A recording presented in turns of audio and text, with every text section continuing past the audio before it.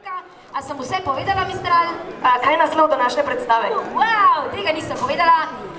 Ne vem tudi, kaj je naslov današnje predstave, vem pa, da se bomo ukvarjali s poletjem, z užitki in s tem, kar je rekel naš predragi govorec, vladni govorec Jelko Kacin.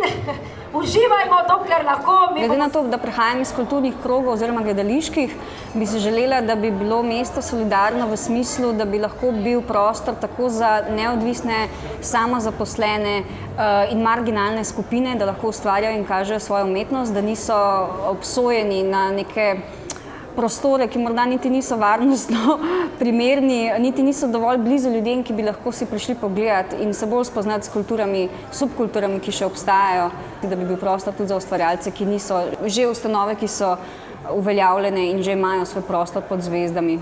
Sijaj, sijaj, sonče se.